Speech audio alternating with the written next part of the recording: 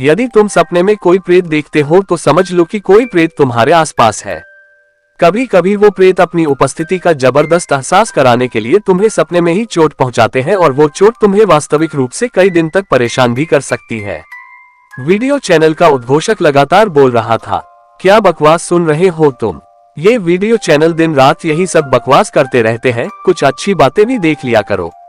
अदिति ने सिड को समझाते हुए कहा, सही कह रही हो अदिति, ये सब बकवास सुनने से दिमाग में कई किस्म के भ्रम पल जाते हैं।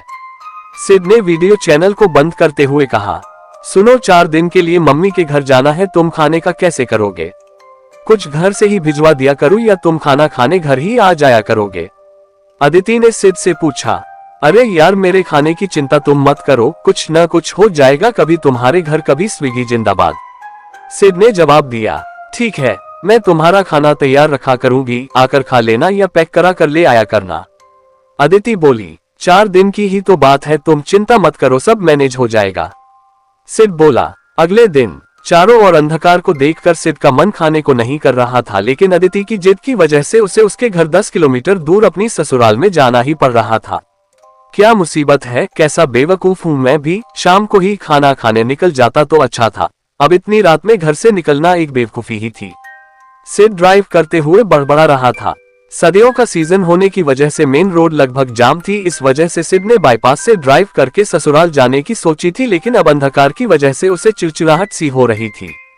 तभी सामने रास्ते में एक बड़ा सा पेड़ का तना पड़ा देखकर उसकी चिड़चिड़ाहट और ज्यादा बढ़ गई।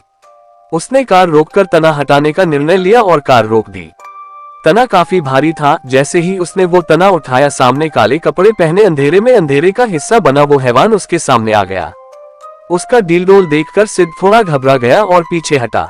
वो इंसान या हैवान जो भी था, उसने आगे बढ़कर सिड को पकड़ना चाहा। सिड को कुछ नहीं सूझा, कार तक पहुंचना संभव नहीं था, इसलिए वो विपरीत दिशा में दौड़ पड़ा। वो इंसान या हैवान जो भी था अब सिड के पीछे दौड़ रहा था। रास्ता इतना खराब था कि सिड चाह कर भी तेज नहीं दौड़ पा रहा था। सिड ज्यादा देर न दौड़ सका, जल्दी ही उस हैवान ने सिड को पीछे से पकड़ लिया और उसकी विशाल भुजाएं सिड की छाती पर लिपट गई। उस हैवान की पकड़ इतनी मजबूत थी, सिड उस पकड़ से निकल नहीं पा रहा था। उस पकड़ की वजह से सिड की छाती में दम घुटने के उन्हीं क्षणों में सिड की आंख खुल गई और उस भयानक सपने का अंत हो गया। सिड के चारों तरफ अंधकार था, सर्दी के मौसम में भी वो पसीने से तरबतर था, और सबसे खतरनाक बात, जहां उस हैवान की बाहें सिड की छाती पर कसी हुई थी, उस जगह अब भी असहनीय दर्द हो रहा था।